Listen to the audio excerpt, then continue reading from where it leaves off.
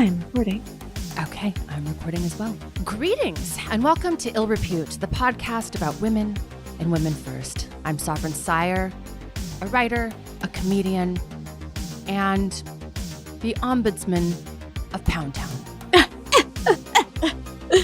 And I'm Ella Darling, a former librarian, a VR pioneer, an almost sex working regularly again, trad hoe.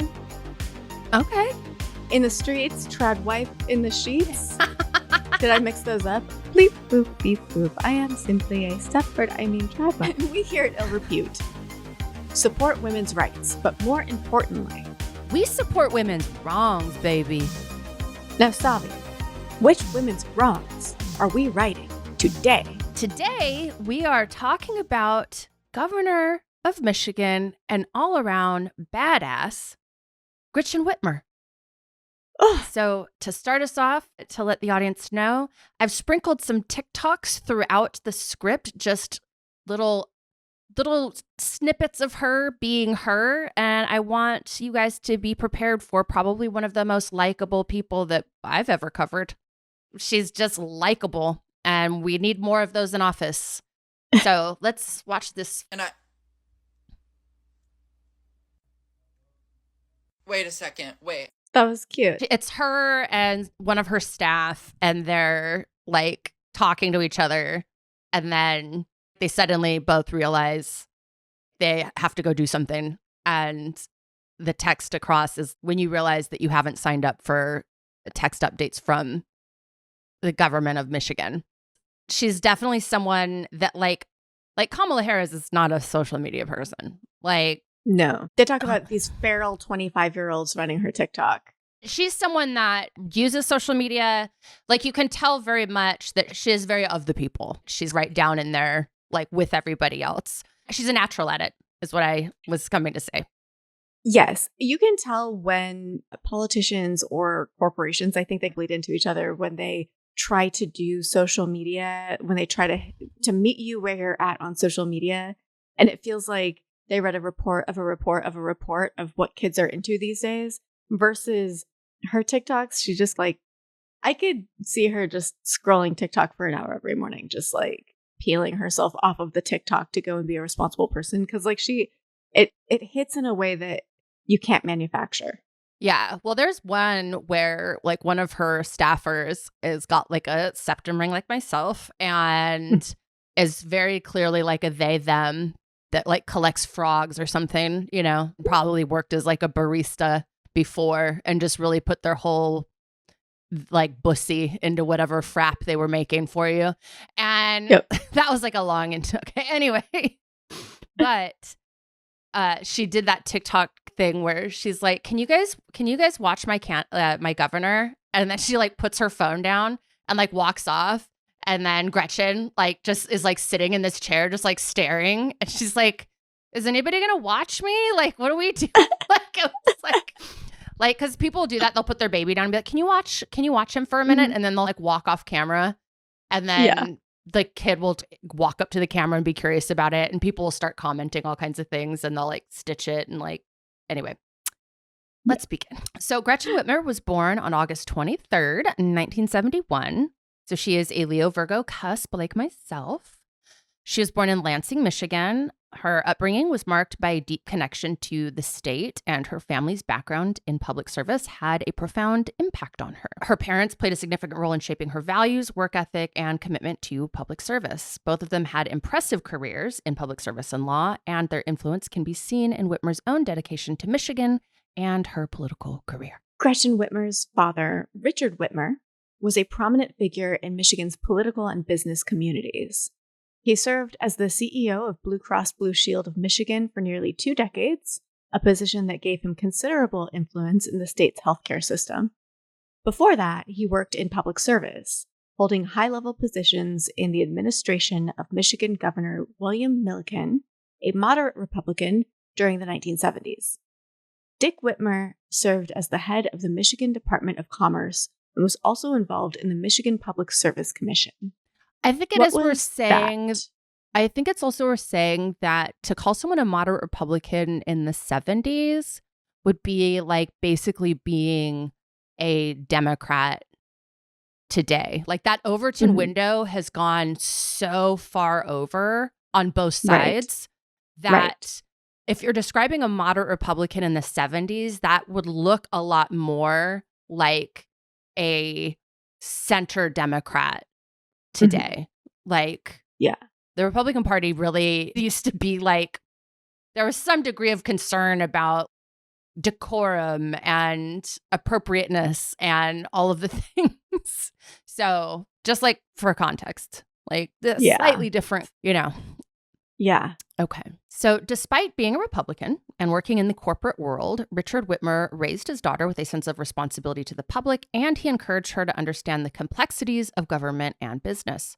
His professional background in healthcare also gave Gretchen valuable insights into the industry, which would later influence her policies as governor, particularly her efforts to expand Medicaid and improve healthcare access in Michigan. Gretchen Whitmer's mother, Syre Whitmer, was a formidable figure in her own right.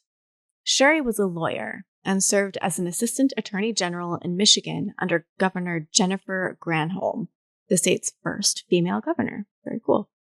She was known for her commitment to public service and her strong, unapologetic personality. Syre often wore bright, bold colors to court, famously declaring, "Fuchsia is my power color," a statement that reflected her confidence and strength as a woman in a male-dominated field. Which, seriously, sometimes when you are surrounded by men, just practicing femininity can be its own rebellion. Yeah. Especially in the tech space. Oh, I can imagine. Just my own experience. Syre Whitmer's impact on her daughter was profound. She instilled in Gretchen a sense of independence, strength, and the importance of standing up for what she believed in. Unfortunately, Syre's life was cut short by brain cancer, a tragedy that struck Gretchen when she was a young adult just beginning her career. Syre's illness and passing deeply affected Whitmer, especially during a time when she was juggling the responsibilities of caring for her terminally ill mother, starting her own family, and building her political career.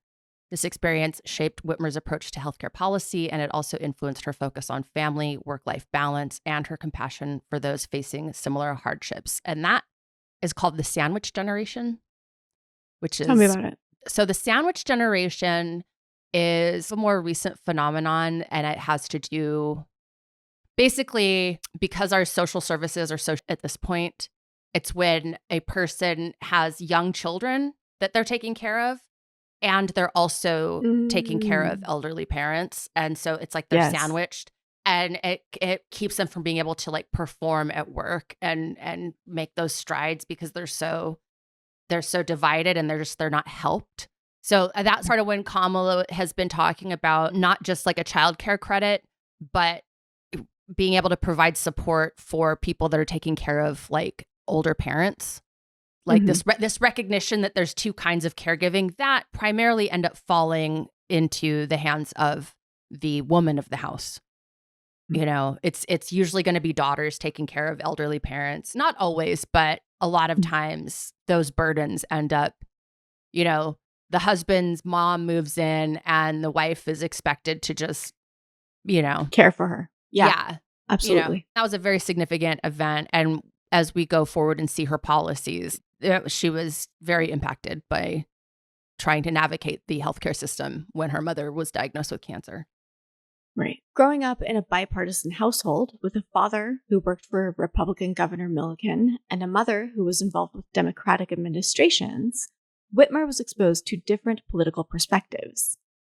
This upbringing taught her the importance of working across the aisle and contributed to her pragmatic, results-driven approach to governance.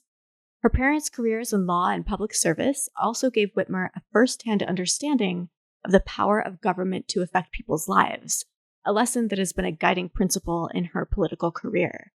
I find it fascinating that her upbringing was bipartisan. You don't see that so much these days, or when you do, it almost feels like a cry for help. Yeah. But back then, I think you could have different ideologies in the household. Yeah. It's that Overton window again. It's like... Exactly. There's that famous couple that was in Congress. It was like the senator, it was like two senators, I think, or like two Congress people. And one was famously Republican, one very famously Democrat. Was it James Carville and Mary Madeline? Yes. What were they? So in 1992, Madeline worked for Bush and Carville was a strategist for Clinton during that cycle. Okay. I know fuck all about both of them, but I will say when you introduced this idea, I was a little bit surprised to see that the woman was the Republican and the man was the Democrat, which is actually more representative of that time when we were getting out of the 80s, like PMRC, Tipper Gore, like Mothers Against Everything. What a weird time. Their influence is evident in Whitmer's dedication to public service, her focus on healthcare reform, and her ability to navigate the complexities of bipartisan politics in Michigan. Their legacy lives on through her work, as she often credits their example for shaping her path into politics. Her parents divorced when she was 10, and Gretchen and her siblings primarily lived with their mother. After graduating from high school, Whitmer enrolled at Michigan State University, where she majored in communications. Her time at MSU was pivotal in shaping her views on leadership and public service. She became increasingly aware of the challenges faced by women and marginalized communities, experiences that would later influence her career in politics. All right. And now there's another TikTok here. It's just another example of personality plus. Hot infrastructure summer, you call it? Yeah. All right, let's go. She does. Last month, I signed my 6th balanced bipartisan budget, and I've got 60 seconds to tell you all about it. It'll keep fixing the damn roads and bridges so you can get where you need to go. Since I took office, every summer has been hot infrastructure summer. It makes a record investment to build more housing so you have a safe, affordable place to call home. Let's build, baby, build. Hires more first responders to protect public safety and keep driving down crime, and expands mental health care to 35,000 more people so they get the care they need. Replaces more lead pipes to protect your drinking water, and launches a new fund to invest in startups, creating thousands of jobs, and keeps bringing more factories and supply chains home so we can keep making stuff in Michigan. And it starts a farm-to-family program so more Michigan farmers' crops make it to Michigan tables. This budget makes a real difference in people's lives, and together, we're making Michigan a place we're all proud to call home. Damn. In 60 seconds, she had a lot of really great ideas. She's so competent. I think we're so used to seeing just really incompetent Trump, the 4 years he was in office, and then what he turned the Republican Party into. The Republicans seem incompetent at best and at worst as completely cynical and vicious.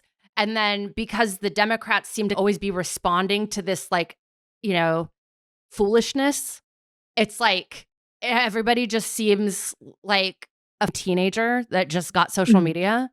And so I think it's just like when we see someone competent, like the reason Pete Buttigieg looks so good, or the reason she looks so good, is because we're just not used to hearing people just be competent anymore. Because Biden is like the crypt keeper. So he's competent, but he speaks in this way that it's hard to follow. And so to have someone that's well-spoken, can articulate exactly like what their agenda is, exactly like, you're just like, oh my God, are you perfect? A lot of Biden policy speeches feel like they could have been an email. Yeah. You know? Yes. And all of Trump's speeches sound like they could have been a psych eval, you know? Yeah. It was during her time at Michigan State University that Whitmer endured one of the most challenging periods of her life, a traumatic experience of sexual assault. This event, which she kept private for many years, had a profound effect on her. In later interviews and speeches, she revealed how this very personal tragedy shaped her determination to fight for women's rights and create policies that would protect others from similar suffering. Here is her speaking against a proposed bill that would require women to essentially purchase rape insurance to pay for abortion. In the clip, she's going to explain what that is. What is significant about this address that she's giving is that it's the first time that she ever publicly discloses the rape. She uses the R. Really uses the R word. It also applies to the deplorable acts of rape and incest that result in an unwanted pregnancy. These women will have no recourse unless they anticipated the unimaginable, unless they planned to have these unspeakable things happen to them. And let's be clear, this stance is not pro-abortion or anti-children born through rape or incest. This stance is merely upholding a woman's right to make her own decisions about her own body and letting people privately contract for their insurance coverage.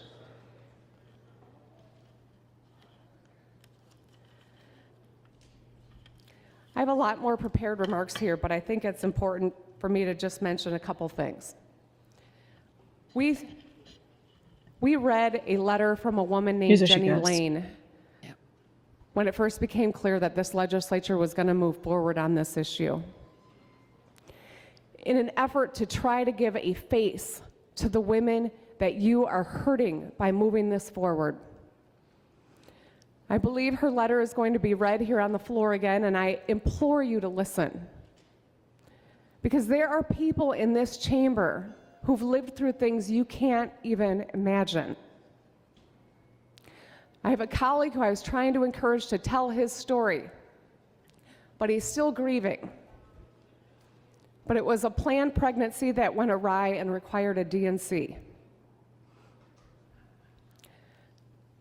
And I started to think about that, and I thought, I can't push one of my colleagues to share a tough story if I'm not brave enough to share one of my own. And so I'm about to tell you something that I've not shared with many people in my life. But over 20 years ago, I was a victim of rape. And thank God it didn't result in a pregnancy. Because I can't imagine going through what I went through and then having to consider what to do about an unwanted pregnancy from an attacker. And as a mother with 2 girls, the thought that they would ever go through something like I did keeps me up at night. I thought this was all behind me. You know how tough I can be. The thought and the memory of that still haunts me. If this were law then, and I had become pregnant, I would not be able to have coverage because of this. How extreme does this measure need to be? I'm not the only woman in our state that has faced that horrible circumstance. I am not enjoying talking about it. It's something I've hidden for a long time. But I think you need to see the face of the women that you are impacting by this vote today. I think you need to think of the girls that we're raising and what kind of a state we want to be where you would put your approval on something this extreme. I ask that you at least let the people of the state have a vote on this. Don't ram it through using some loophole that is going to impact 100% of the women in this state when only 4% of the people signed onto a petition. Let the people decide. Let the people of Michigan decide. I ask that my comments be my no vote explanation. Damn. I cannot imagine the emotional vulnerability. And that's not even taking into consideration the fact that she is like working in the scope of her job. But to go in front of a public forum like that and disclose your rape experience. Yeah. In a plea for just basic rights. Yeah. As a woman and for other women. Like that is so powerful. It is so poignant. That was very brave. So the law, I think, I'm trying to remember, but basically it was that insurance companies could choose not to cover abortions. And that would require women to basically get stopgap insurance. That was some weird thing. That's why she was calling it rape insurance. Basically, you would have to like anticipate you were going to need that care. If you had to anticipate you needed any other medical care, it's antithetical to health insurance as a concept. Like, they were like, we're going to line item what we will actually cover and what we won't based on which like, they still do, which is the case still. But in that particular case, it's like asking you to anticipate what somebody else might do to you, asking you to plan and anticipate being a victim of a violent crime, which is probably the time that you should least have to be responsible for bureaucratic regarding your health. So despite these personal hardships, Whitmer excelled academically, and she went on to earn a law degree from the Detroit College of Law, which is now part of Michigan State University. So she's like a state school girl, and I appreciate that because I am too. She was drawn to law as a means of helping others and affecting change, inspired by both her parents' careers in public service and her own desire to make a difference. During law school, Whitmer worked as an intern at the Michigan House of Representatives, where she got her first real taste of the inner workings of government. And as like a little palate cleanser, here's like a fire marshal at a conference talking about Gretchen Whitmer. Oh, good. On the Mount Rushmore of governors. She's the GOAT. The one G is silent. She's the greatest governor of all time. She's the governor of the Great Lakes State. She's the governor of the greatest state in the United States. She's compassionate. That's why we're all here. She's an inspiration to all, men and women all over the world. Ladies and gentlemen, she's a Spartan. Put your hands together for the 49th governor of Michigan, our governor, Governor Gretchen Whitmer. So that's how people feel about her. Yeah. Like it's just a testament to her service. Is like everybody's like that. Even the Republicans are like that. So after graduating from Michigan State in 1998, Gretchen Whitmer entered a phase of her life that would ultimately shape her political career. She returned to her hometown in Michigan, where she worked as an attorney, building a life centered around her professional career and her growing family. Whitmer married her first husband, Gary Shrewsbury, during this time, and they began to settle into a relatively quiet life in Lansing. She focused on her legal career, initially thinking her role as an advocate would be in the courtroom rather than in the state legislature. Quote, "I thought I could make a difference in the legal field, especially as a woman, fighting for the rights of others." Unquote. However, as she worked in the legal system, she began to see firsthand the barriers that people faced when it came to justice, healthcare, and economic security. Whitmer's legal work often exposed her to the deep inequalities and bureaucratic challenges in Michigan's public policies. The more she worked, the more she realized that many of the issues her clients faced were rooted in systemic problems that couldn't be solved solely through legal action. Her frustrations with the limits of the law and her growing awareness of the need for structural change began to plant the seeds of political ambition. Those barriers would be poverty. Like, poverty is pretty much the root of all crime. Mm-hmm. So, when you have systems in place that keep people from being able to be productive, to work, to feed themselves, they do drugs or they commit crimes or they get really sad and they contemplate suicide, like when people can't do the basics, like that is where everything shoots off of. And then occasionally you have someone that's just a psychopath, that's different. Yeah. But no, I think you put it really well. When you can't do the basics, then you just find something else. Yeah. You either numb out, drop out, like fucking strong arm, there's Yeah.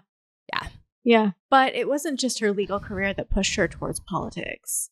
In the late 1990s, Michigan's political landscape was shifting. The state was grappling with issues that ranged from economic downturns to healthcare reforms. Whitmer saw how the decisions made by politicians in Lansing directly impacted the lives of everyday Michiganders. She felt that the people making those decisions were too often out of touch with the realities faced by working families. As a member of a working family in Michigan in the late 90s, tell us about I was too young to have any real sense of those things. I was 11 going on 12. I think I started menstruating in Michigan. They've got my menstruating in Michigan.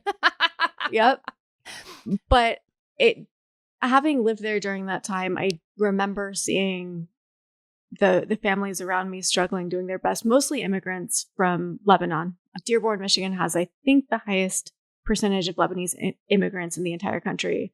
And it was very much what I found remarkable at the time and still sticks with me is how much communities had to sort of look out for each other Yeah. because there wasn't a lot looking out for them, Yeah. especially within poor communities and immigrant communities, which was my growing up, just like you, I think. Yeah. Yeah, Well, it yeah. definitely. Yeah. I also remember just blackouts, just periods of power outages when I was about to turn 12. It was just before the year 2000, I think. Yeah. It was a tough place to be. Yeah. Well, I mean, it's also like the Roger and Me, like the Michael Moore documentary about like Detroit and like once manufacturing left, I think is like, it just was like this slow decline into like irrelevance and precarity. Here's her being a man on the street about a public building they're opening in Detroit. Or I don't know if it's in Detroit, in Michigan. I'm at Michigan Central today, and I'm going to be asking folks in one word describe what the opening of this place means to Detroit. Love. I have a gentleman here from Kalamazoo. His last name is Klepper. Funny one. Innovation. Ooh, I feel Like she's elegant. like, I would she made fun of her constituent's name. So in one word, what does the reopening of this station mean? In one word, historic.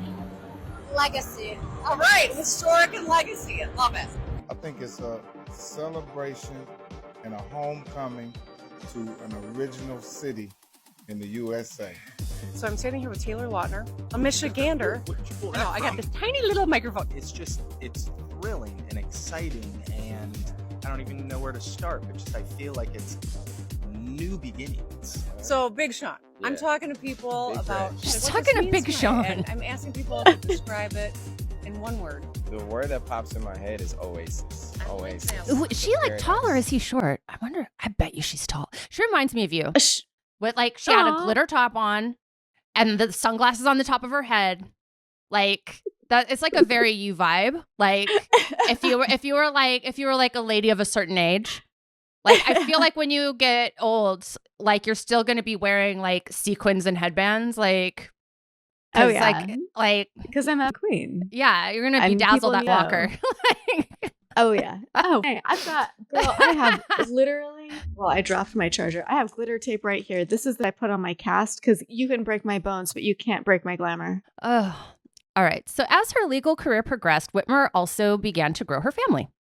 She and Gary welcomed their first daughter, Sydney, which gave Whitmer a new perspective on the importance of strong public policies. Balancing a career and motherhood, she experienced firsthand the challenges working families face, finding affordable childcare, healthcare, and education opportunities. Quote, I was living the same struggles that so many other Michigan families were going through, Whitmer said, and I realized that if I didn't step up and do something, who would? Her mother's illness also played a significant role in her decision to run for office. By 2000, Whitmer was caring for her terminally ill mother, Syre Whitmer, who was diagnosed with a brain tumor while juggling her role as a new mother and her legal career. Navigating the healthcare system for her mother, dealing with insurance companies, and watching the slow deterioration of someone she loved deeply ignited a fire in Whitmer. She saw the cracks in the healthcare system and knew that more than just legal advocacy was needed. Systemic change had to come from within the halls of power. This is her talking about passing legislation for mental health parity. I'm here with Senator Sarah Anthony, and I just signed legislation to ensure that we've got mental health parity so that people who are struggling with mental health issues, which we know there's more and more of that, and fortunately we're destigmatizing, but we're creating access to care. And so I want to thank the Senator for her leadership on this. I turn it over to you, my twin.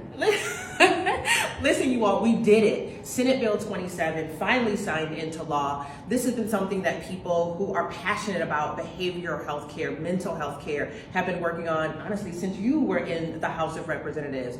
This is important. Health care is just health care. This is one step to destigmatize and to bring us closer to parity in the state of Michigan and across the country. So thank you for your leadership. This is exciting. We're a good team. Hey. Like I love that. Like I love that. Can you lend a little insight on what they mean by mental health parity? parity just means equality. So equality of access. Basic ass depression was enough of a pre-existing condition to prohibit you from getting actual health coverage back before the ACA, back when pre-existing conditions were still a thing we had to care about. So that's been an ongoing struggle. Mental health has always been treated as sort of secondary to physical health. When you don't treat the body and brain as a holistic system, everything breaks down. So that's amazing. I love that she did that. So the tipping point came when Whitmer began paying closer attention to the political environment in Michigan. She saw legislators passing policies that weren't addressing the real needs of their constituents, especially when it came to healthcare and education. She realized the only way to make meaningful, lasting change was to become a decision maker herself. So in 2000, 24 years ago, when a seat opened up in the Michigan House of Representatives in East Lansing, where Whitmer was living at the time, she knew that this was her opportunity. Her decision to run wasn't without trepidation. Whitmer wasn't from a political dynasty, and she wasn't sure how she would fare as a first-time candidate. But the urgency of the issues she cared about, combined with her experience as a mother, a daughter, and an attorney, convinced her that she had to take the plunge. Quote, "I just felt like I had to do it," Whitmer recalled. "If I didn't run, I couldn't complain about what was happening. I had to be part of the solution." Unquote. What is IWTS? Missing and murdered Indigenous women and Two-Spirit. Fuck. Honored to be here at the March for Missing and Murdered Indigenous People. We come together today to support survivors, to honor those no longer with us, and keep searching for those we have lost. This is a critical issue, not just for the Anishinaabe, but for all Michiganders and Indigenous people everywhere. If we act, we can and will save lives. Protecting public safety, solving open cases, and supporting MMIP survivors means recognizing a wide range of interconnected issues. Tackling these systemic challenges will require every one of us to do our part. So much of it starts with events like this one, where we speak truth and bring light to an issue that is too often swept aside. As governor, I've been a staunch defender of women, children, and families, and today I'm here because I see you, I understand the scale of the problem, and I will stand with you to solve it. My partnership with Chairman Stuck and all of his counterparts across the tribes of Michigan have made me a better governor, but also has given me the opportunity to learn how we best work together to support our tribal communities. We must continue having frank, honest conversations about difficult topics.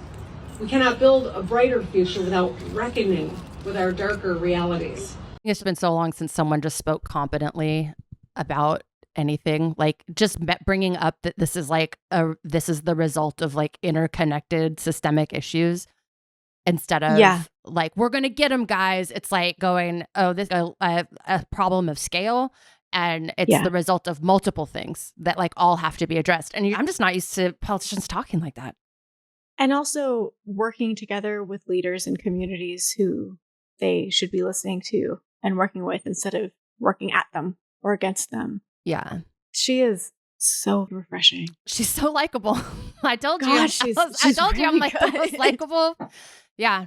So Whitmer's first campaign wasn't easy. She ran as she was 29, I think. She ran as a young, relatively unknown candidate up against more established figures, but she had an advantage. She was deeply connected to her community. She knew what voters in her district were struggling with, and she wasn't afraid to talk openly about her own experiences balancing work, family, and caregiving. Whitmer's message resonated with voters who saw in her someone who wasn't just talking about issues, but living them. In the fall of 2000, Whitmer won her first election to the Michigan House of Representatives. It was the beginning of a political career that would be defined by her personal experiences, her pragmatic approach to governments, and her unrelenting desire to make life better for Michigan families. Even at the beginning of her career, Whitmer was already focusing on the big issues: healthcare, education, and workers' rights.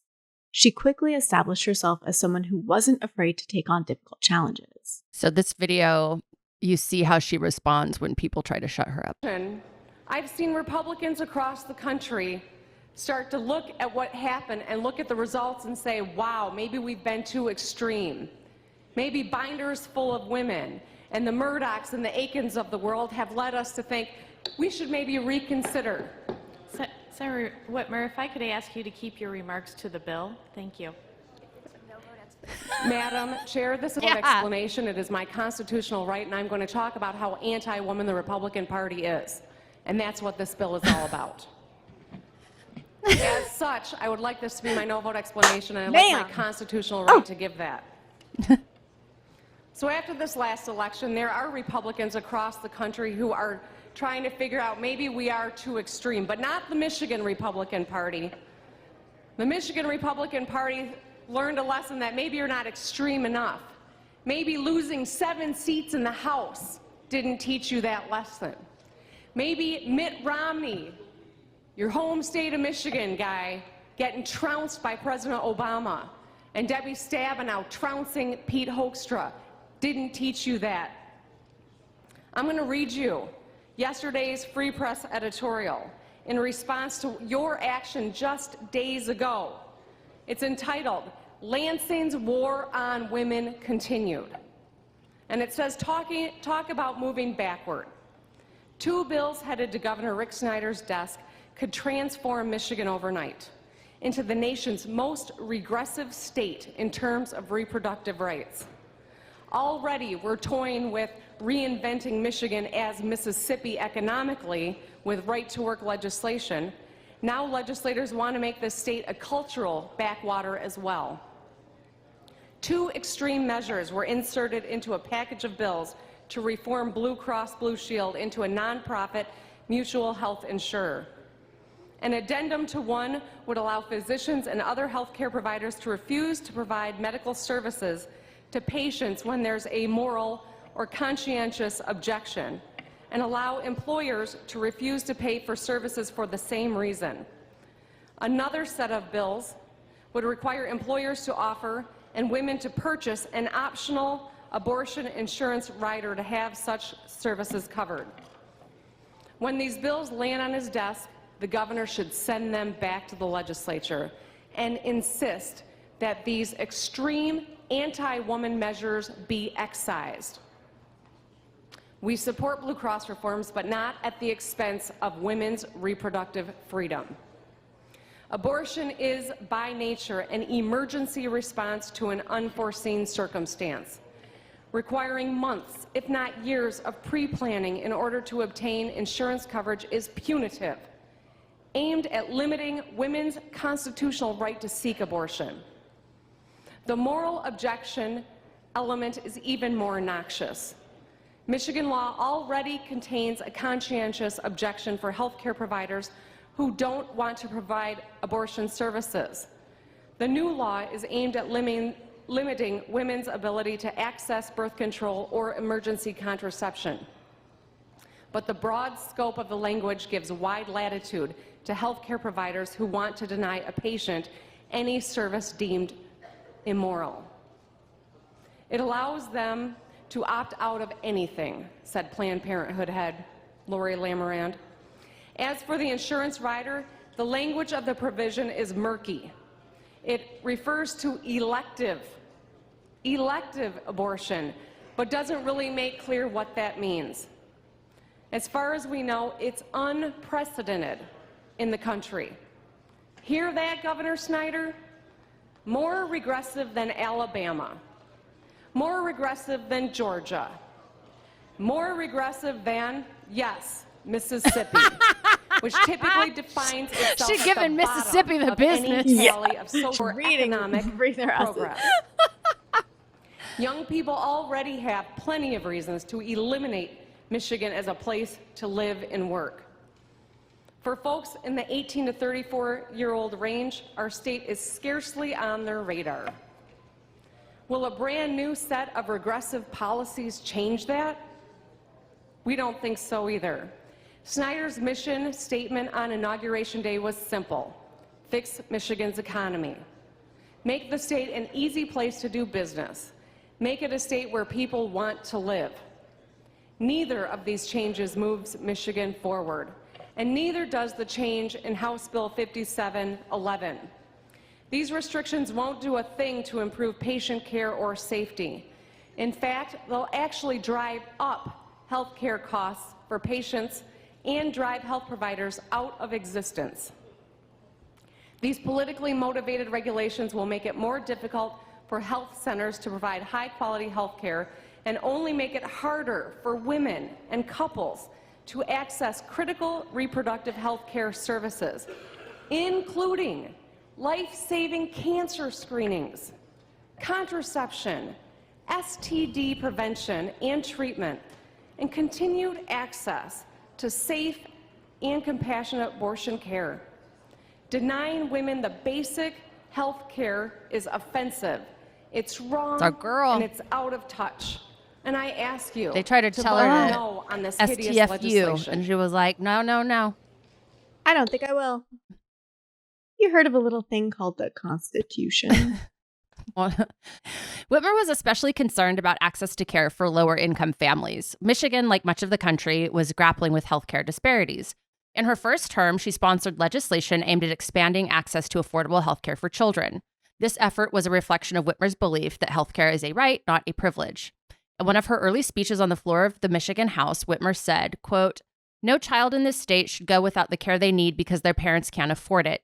We have the power to ensure that every family has a fair shot at a healthy future." What a fucking goat. Whitmer's early work on healthcare was a precursor to the battles she would fight later in her career, particularly when it came to defending the Affordable Care Act and expanding Medicaid in Michigan. Her focus on healthcare was deeply personal.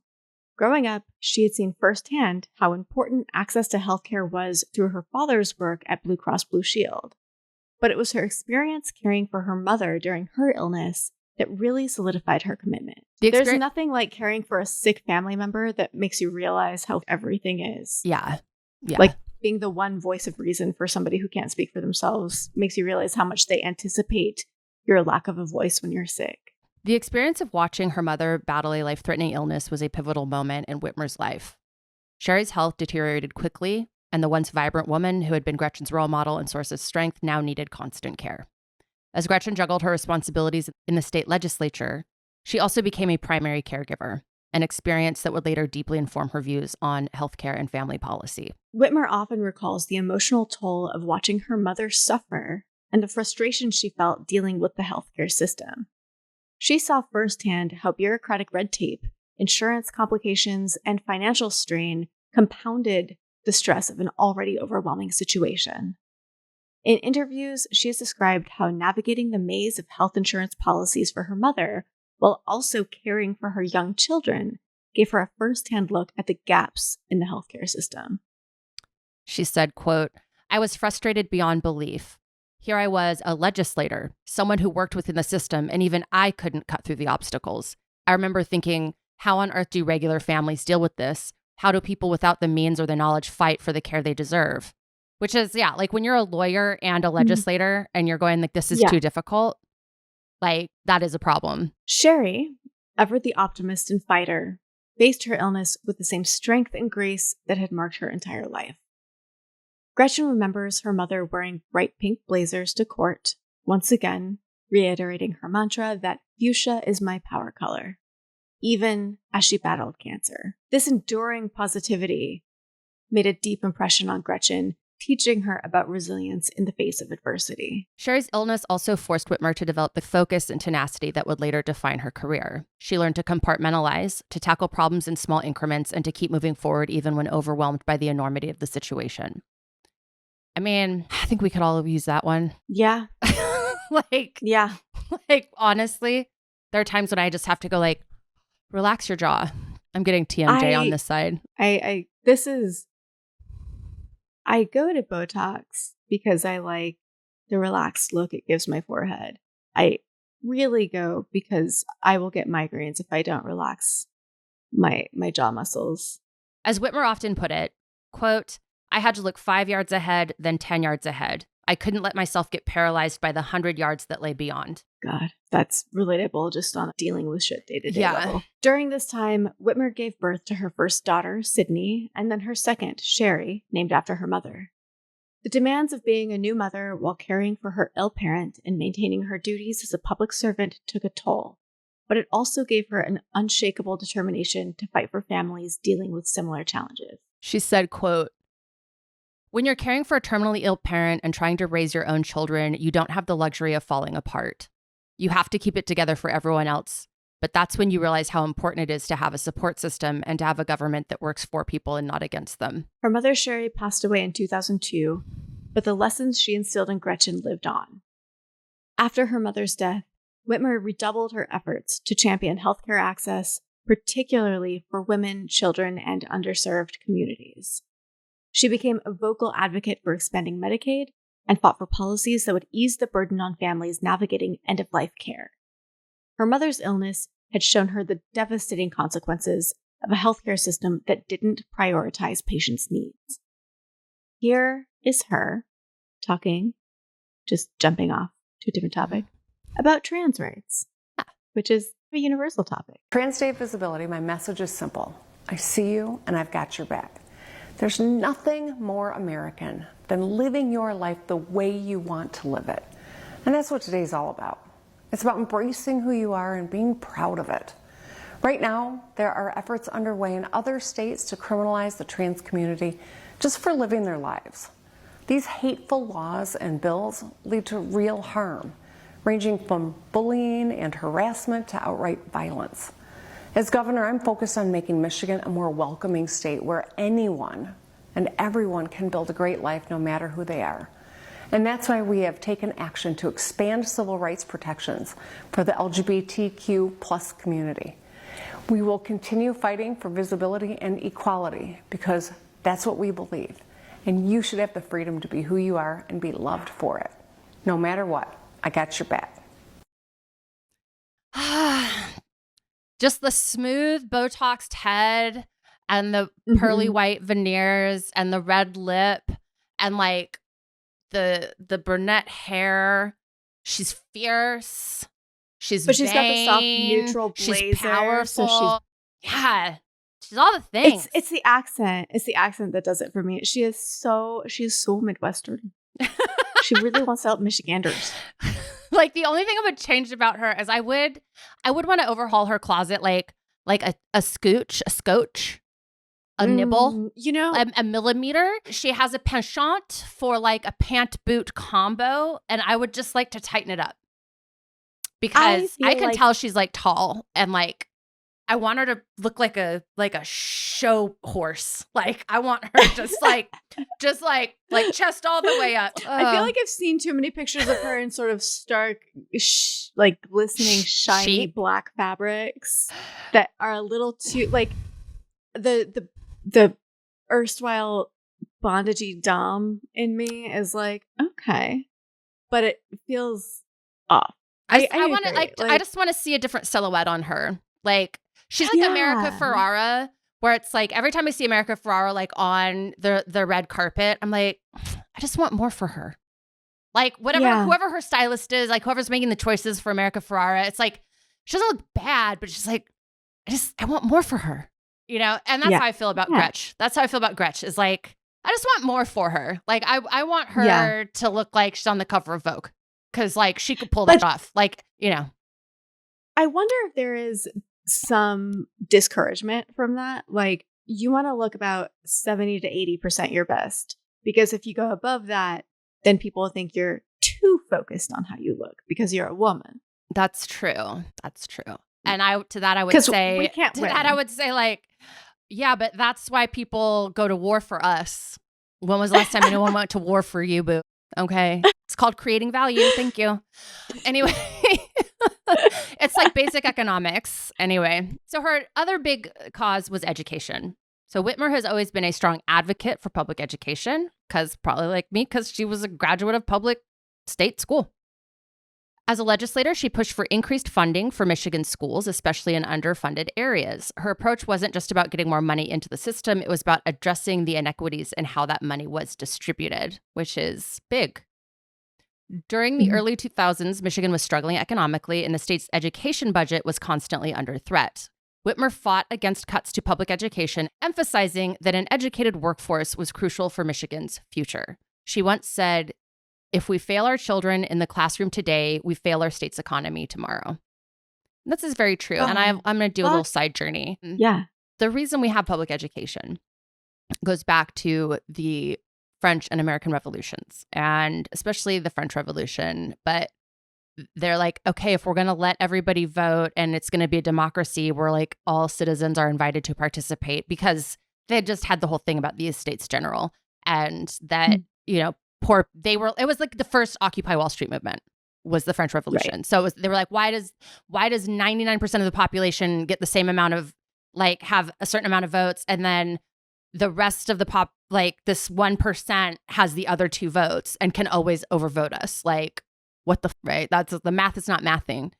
So part of when they restructured the government and they were envisioning, right, this new future, they relied a lot on like Rousseau, who wrote a lot about education and childhood education. But their thing was, you have to have public education, because if you're going to invite everyone to participate, they need to be able to read and write. They need to be able to understand what is at stake when they go to vote, right? Like they have to have basic comprehension around civics and politics and what laws mean, etc. Right. So that's like why we have it. And so when you look at the party that's trying to get rid of it, you could ask yourself why they would want to. Why would the Republicans want to completely privatize education? Why would they want to defund the Department of Education, which is what one of the things that Project 2025, I believe, outlines, like how they could do that. And when you see them talking about charter schools, like, don't fall for it. Like that, all schools would be private, but they'd be charter schools, so you get like government funding. And so it's like, it'll make private schools, but public education also has requirements about like what you need to learn. And one of those requirements is that you have to learn facts. Yes. And if we went to all charter schools, like there would be no guarantee that your children would be getting taught facts. Maybe they get taught creationism. Maybe they get taught that slavery wasn't that bad. Maybe they, it's like, that's why fighting for that in public schools. They already want public schools to withdraw, to step back on facts like that. Yeah. And so that a party is trying to undermine public education, like they want to do that because they want a voter base that is uneducated, that doesn't have media literacy, that doesn't have reading comprehension, that doesn't have an understanding of civics, like that doesn't know how to do research, that doesn't know how to understand something when they read it, when they do that research, to not be able to understand what is being actually communicated in, say, a scientific article. The reason they don't like 2025 is because it's saying all the quiet stuff out loud. At first, the Democrats were like, who cares? And like people were like, I do. I care. Like, so Project 2025 like wouldn't have even been a talking point in the election if it wasn't for people, which is, I think, what makes this a really interesting election cycle is that the populace has really determined like what has been on the agenda in terms of like basically petitioning everyone and saying, no, like what the is this? Like, and then suddenly the Democrats were like, oh, is this a big deal? Because for a lot of Democrats, like, well, yeah, this is the Heritage Foundation. Like, this is their goal every year, Right. But this is the first year that Donald Trump would be positioned to actually, well, he's not going to he's going to go golf, but he's going to install all his buddies. And now all the mechanisms have been put in place for them to actually execute. Like, this is like, I keep trying to explain to people, they're like, well, nothing happened the first time he was in office. And I'm like, no, every time a Republican has been in office, they have incrementally been working towards this. And this is now we're at the final stage where they finally got all the way up to the Supreme Court saying that the president has presidential immunity for any crimes. Like, they finally have gotten all the Jenga, like it's like Jenga. It's like they got all the pieces to the like they're all the way up, and they're like now at the bottom, and they're ready to pull out that peg, and it's all gonna But yeah, so this is the first time that they've had this agenda the whole time. Project 2025 could just as easily be called Project 2020, Project 2018, Project 2016.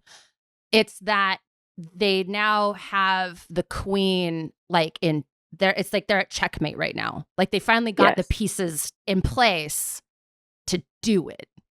And I think a lot of the problem with a lot of people, and we talked about this with the abortion situation, is people were just like, they'll never get there.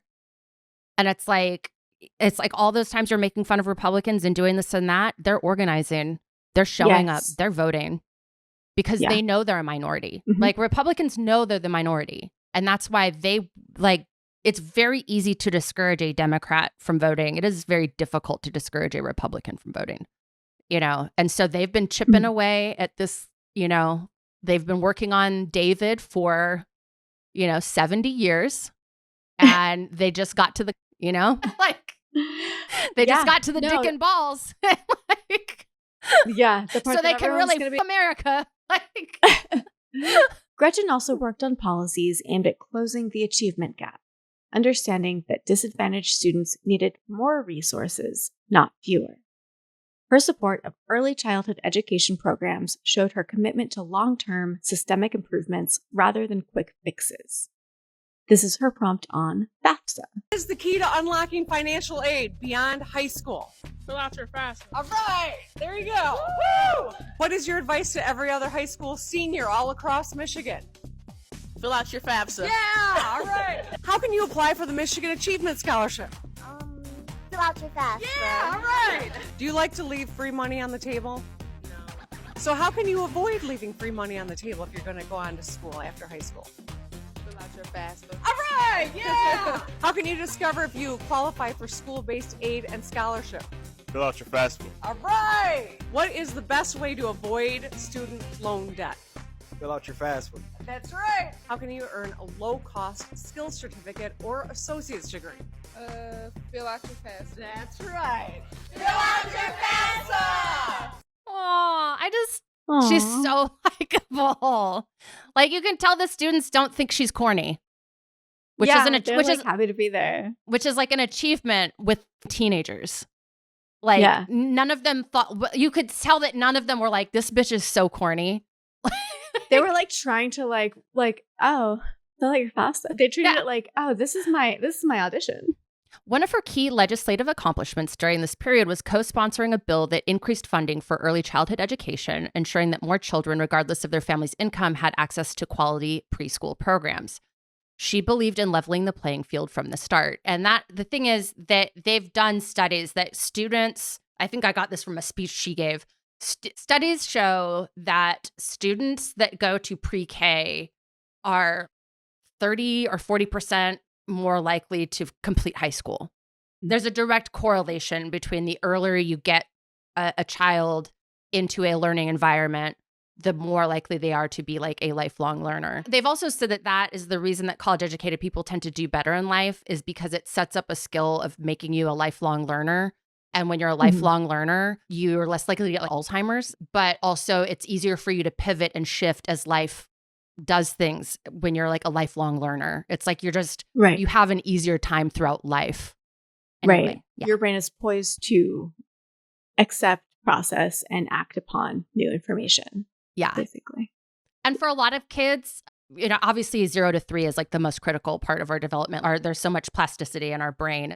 But getting a kid in at like 3 and 4 years old into an environment that may be like their safe place, that may be a place where they're the only way they're able to be social with other children and socialize. And like there's all of these other things that go into development besides just like learning math and arithmetic. Part of the college experience is living in a dorm, is having that experience, like having those social experiences that are teaching you how to be a grown-up in these like little baby steps. My only regret about college is that I never spent time in the dorms, but I went to a local, so it didn't make sense. Well, it wasn't just about education and healthcare for Gretchen. Whitmer also became known for her ability to work across the aisle. Despite Michigan's increasingly partisan environment, she built relationships with Republicans, understanding that real change required bipartisan support. Whitmer often said, quote, "I don't care who gets credit for solving the problem. I just want it solved," unquote. This pragmatic approach was evident in her efforts to bring Republicans and Democrats together on issues like job creation and economic development. So this is a clip, her talking about her nickname, and that will explain. You aware of the nickname Big Gretch. Big Gretch. Big Gretch beer. Oh, I'm very aware of it, and I love it. Throw her bumps on her face, because that's Big Gretch. The city of Detroit gave the governor her name, Big Gretch. We found her in the press under Big Gretch. Fresh in a new dress. Yeah, that's Big Gretch. Like, people really love her, you know? Oh, I love that. She was like talking on the Breakfast Club, and she's like, she's named after her grandmother, and her grandmother was like, never let anyone call you Gretch. And she's like, and obviously I'm a woman, so having big in front of anything is not necessarily. She's like, but then like one of my staffers explained to me, like, no.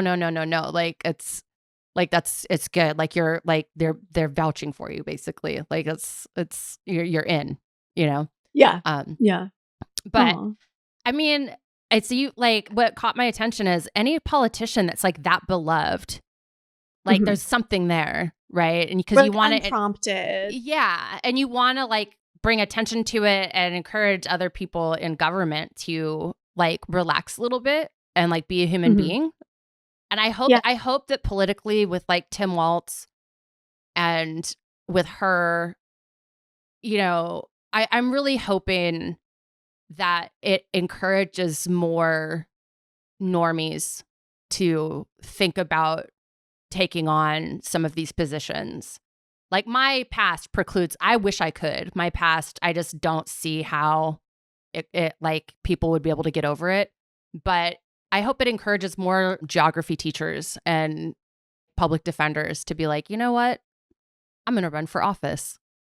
So I ran for office. It was a very small office, but I really envision a maybe distant future where hoes can still be candidates, where the fact that you had an OnlyFans, that is almost something that vouches for you as being of the people. She didn't have wealthy parents. She had to show her tits on the internet, just like the rest of us. Right. You know? Well, I mean, in another like 10 years, like everyone's gonna have nudes of them somewhere.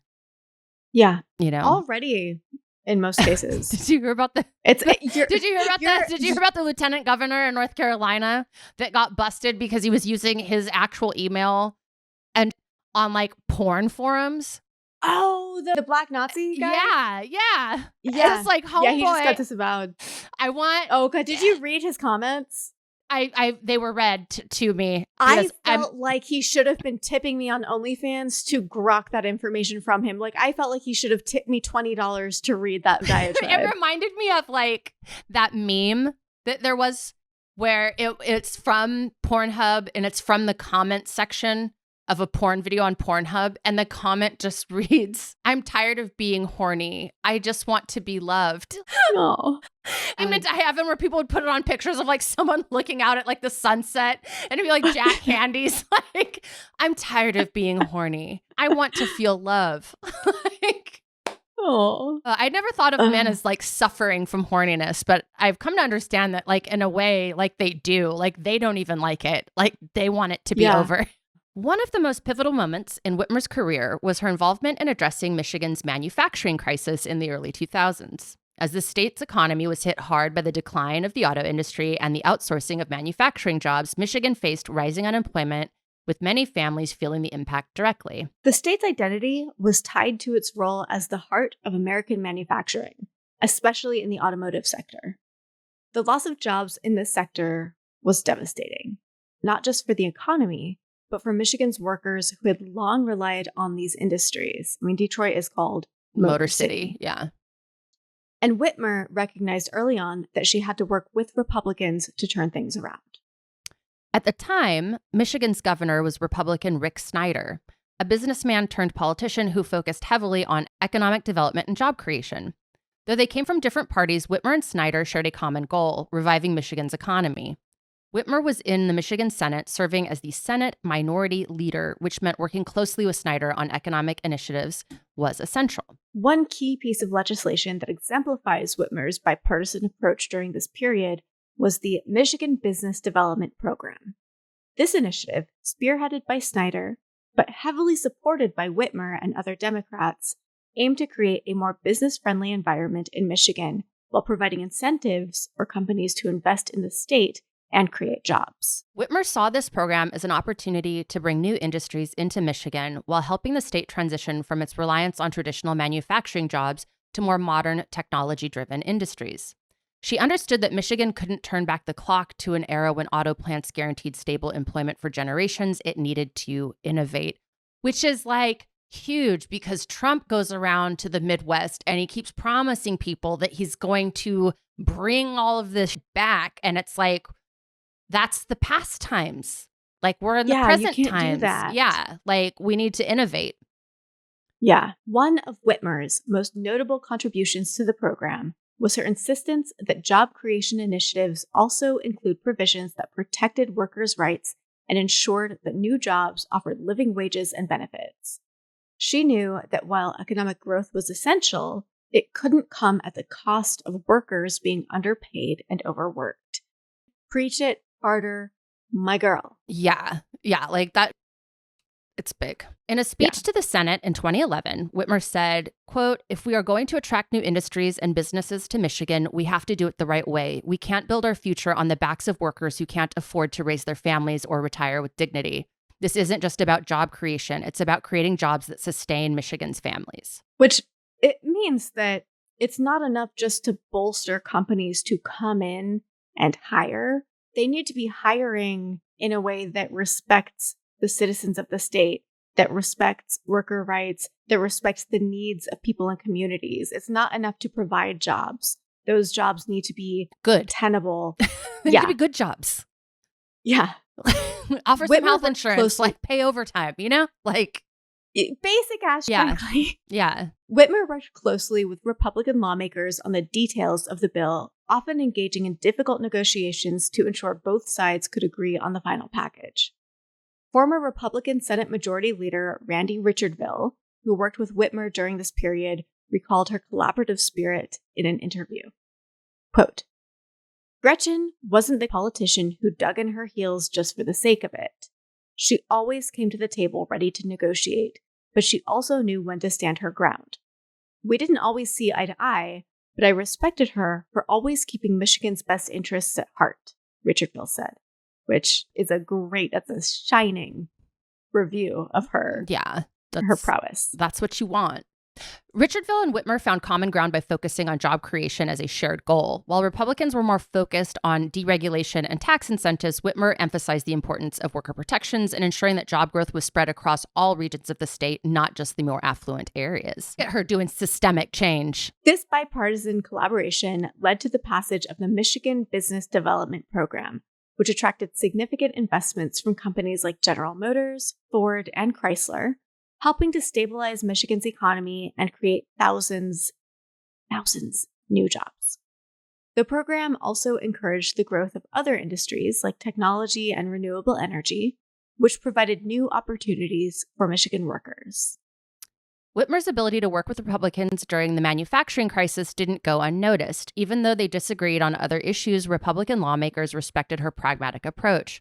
Former Governor Rick Snyder himself praised Whitmer in a 2012 interview, stating, "Gretchen was someone I could always have a conversation with. She didn't come to the table with an agenda to divide. She came to find solutions.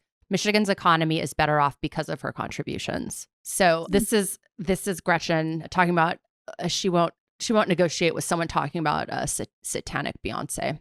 So it's her response to how do you deal with like the QAnon Marjorie Taylor Greene? Like how do you can negotiate with anyone. The head of the GOP, to your point, said that both Beyonce and yoga are satanic. Do you have to walk the line on satanic Beyonce? No. I'm always going to make it a seat at the table for someone who actually wants to solve problems, regardless of what their political bent is. Mm-hmm.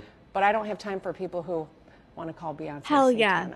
No time for someone who wants to talk about Queen Bee. Yeah. I have no time for someone that thinks Beyonce. No, but sincerely, I really do appreciate that because I do think that in a lot of debate discourse and general discourse, I don't want to say the Overton window has shifted so much as the discourse window has shifted. And maybe you could argue it's the same thing. But if you're always refuting utter nonsense, then you're allowing utter nonsense to be the conversation. That's absurd. That's too absurd for me to even speak to. So I'm going to go back to the grown-up table and have grown-up conversations. And you can sit over here talking about how everyone's a pedophile under the sun that you don't like. Yeah. But I'm going to be over here doing actual. All of these two are these like walks down memory lane of how 2016 to like 2022 really was, just in terms of the discourse. Like, I think, you know, the reignition of the satanic panic. Yeah. Well, exactly. Like, I mean, it peaked, I think, in 2020, but like, it's just remembering like what a sandwich it was all the way up. This collaborative approach, forged in the fires of Michigan's economic crisis, is something that she would carry with her throughout her political career. It's what made her a successful Senate minority leader and eventually a governor who could bring both parties to the table to address the state's most pressing challenges. So this was like 2011. So Gretchen Whitmer married her current husband, Mark Mallory, in 2011. Mark is a dentist from Lansing, Michigan, and has played a supportive role in Whitmer's political career. His career as a local dentist and the fact that he was well-liked by many in the Lansing community made him a well-known figure, especially in political circles. Whitmer has often commented on how much she values her relationship with Mark and how they balance their busy lives together, especially as Whitmer's political career became more demanding. Their marriage occurred during an important period of Whitmer's political trajectory. By 2011, she had already served in the Michigan House of Representatives and the Michigan State Senate, where she had become the first female Senate minority leader. Marrying Mallory solidified her ties to the Lansing community, where they made a home together. Their marriage coincided with the period where Whitmer was gaining momentum as a political force, eventually leading to her gubernatorial bid in 2018. Mark's steadfast support allowed Whitmer to focus on the demands of her political career, including her leadership during the Flint water crisis and later, her governorship. And this last thing is sort of how she wins. A little TikTok. Yeah. Is that how you won 7 counties that Donald Trump won in your re-election? Like, what did you do to like turn those counties? Oh, I think it's listening to people. You know, it's a lost art in politics, but if you ask people what they want, they'll tell you. Mm-hmm. And when I was in the Detroit Children's Hospital, I was talking to a woman named Bridget Bonds from Flint. And I said, if I'm elected, what can I do for you? And she said, fix the damn roads. And I was surprised because here's a mom in the hospital with her child. So I said, why is that the first thing out of your mouth? And she explained, driving from Flint to Detroit, she had a pothole. It sidelined her for a whole day. She had to take money that she would have otherwise put toward rent or child care. She didn't see her son who was in the hospital that whole day. And so it was a moment for me that it realized that when the fundamentals slide, it is the people on the bubble who pay the dearest price. It is about time. It is about money. It is about your family. And that's why focusing on the fundamentals. But you don't know that if you're not showing up everywhere and listening and asking that question. And that's how she wins. So that's how she wins.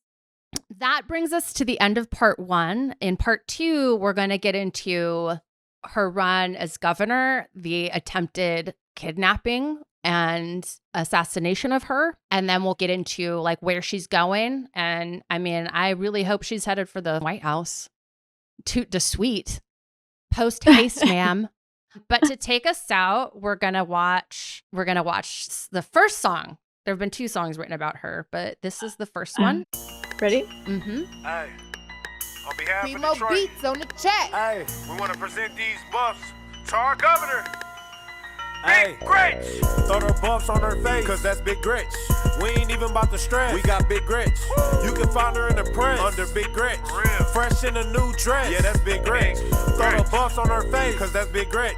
We ain't even about to stress. We got Big Gretch. At all. You can find her in the press under Big Gretch. Look her up. Fresh in a new dress. Yeah, that's Big Gretch. Come on. Big Gretch and this bitch playing no roles. At Excuse all the cussing, that's just how I get my flow on. For real. If you wanna lead the state, you can stay gone. But right now, Big Gretch says stay home. Sit your ass down. All that protesting was irrelevant. Big Gretch ain't trying to hear y'all or the president. How we gonna take orders from a non-resident? Talking about it safe, but he ain't coming with the evidence.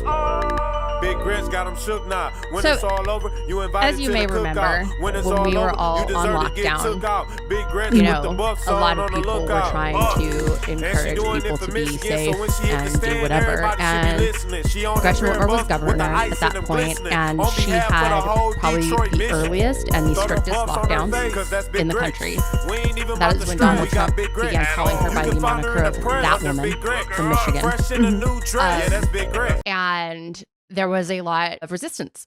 Basically, Trump was trying to be like, that's draconian, da da da. And so what he's saying in the song is like, when he says like, she's not even listening to the president, like, who cares? He's not a resident, right? And so it was about, this song was like, one, trying to encourage people to stay safe, but two, to be like, you know, it like, she didn't commission the song, but it's like, it was this thing of like, we need to support her, like, this is about our safety, and like, we can't be listening to Donald Trump because like, he's an idiot, basically in support of her lockdown measures, right? Like saying like, this is our girl. Right. And then, he doesn't even go here. Yeah, he doesn't go here. Like, he doesn't care about us. So that, It reminds me. So yeah. today I was reading Reddit about an article that I didn't read to completion from the American Political Science Review that sheds light on how political elites like Donald Trump can influence public behavior through polarizing messages on social media. Essentially,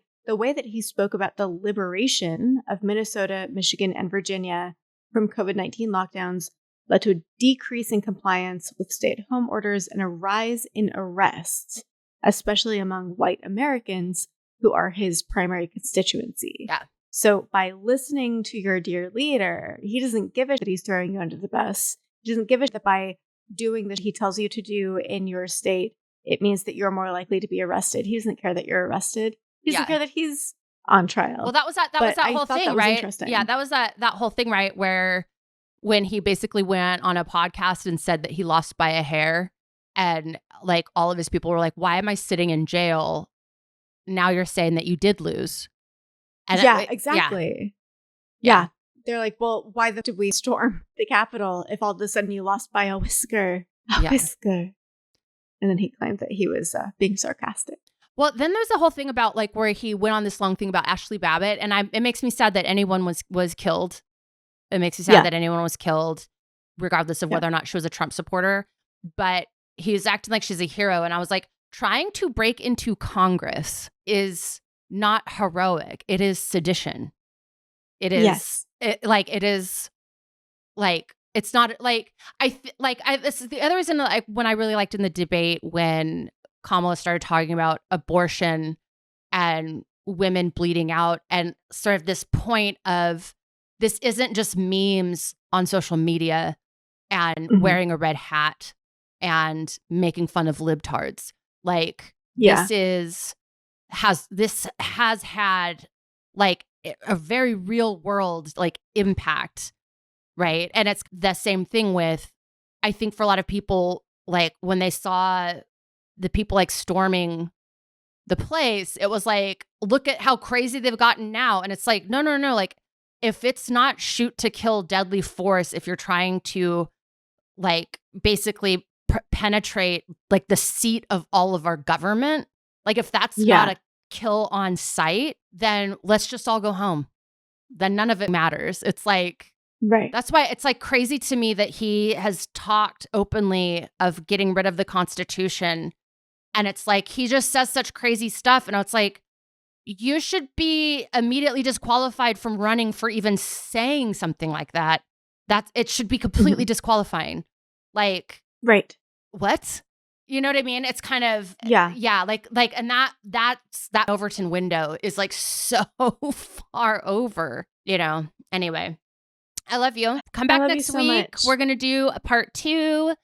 And it wasn't until I was doing this that I realized like, oh, there was so much political violence. There was the woman that the senator, the governor that got shot in the head and survived.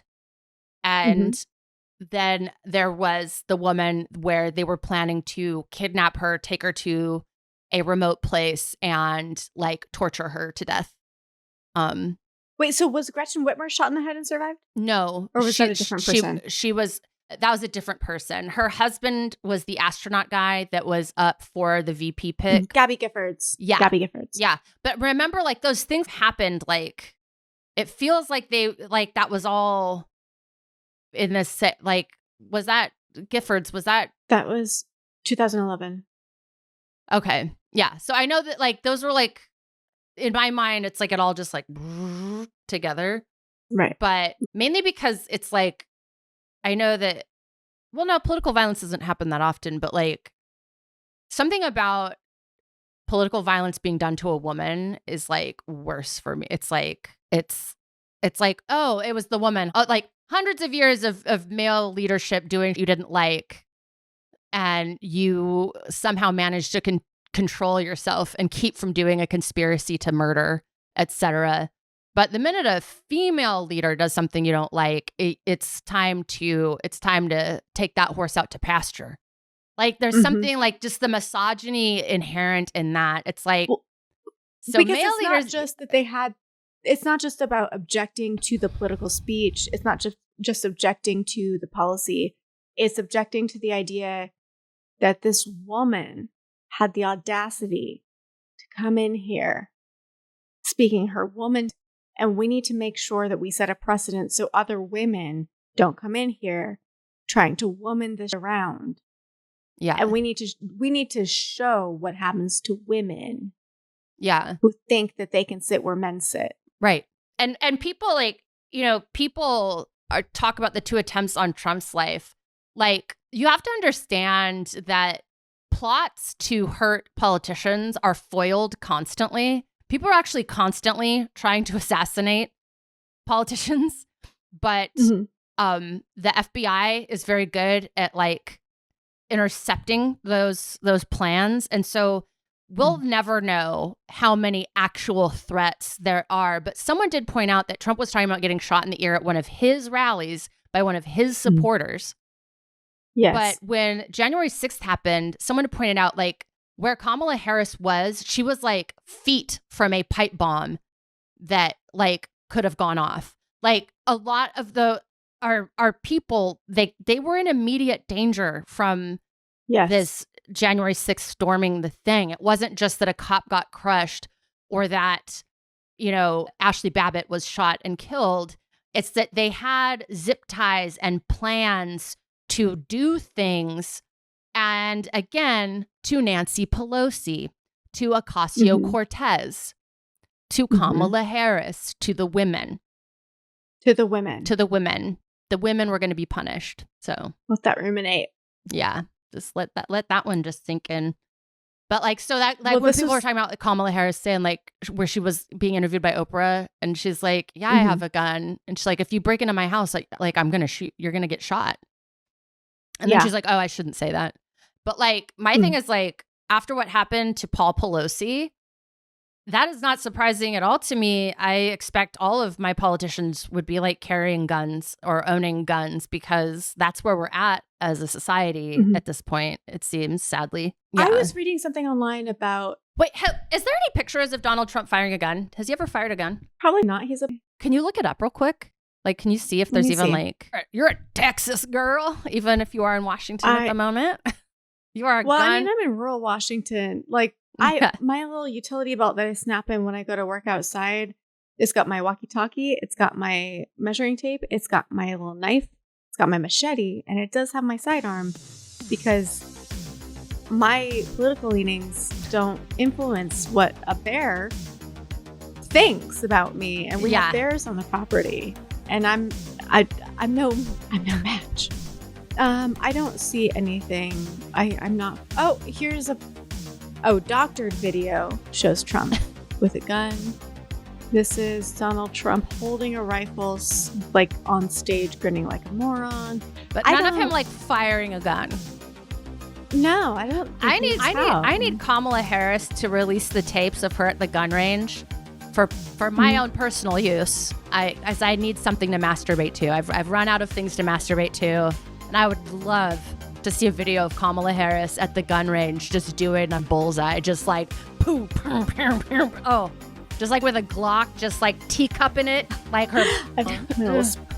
Sparkly Glock. I'm not pulling up anything easy right now, but I was reading something online about Kamala's statement on that in some places, if you're a district attorney or if you have worked in courtrooms in a certain position or in certain, like, you don't even need a license to be able to conceal carry, because the nature of your job assumes, that.